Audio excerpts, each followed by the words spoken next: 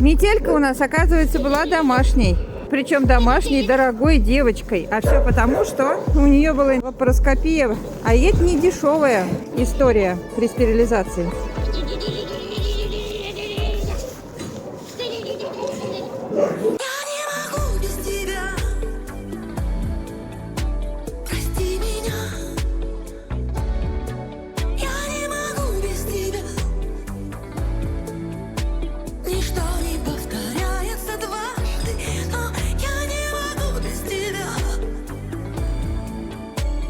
Вы так и будете весь мороз лежать?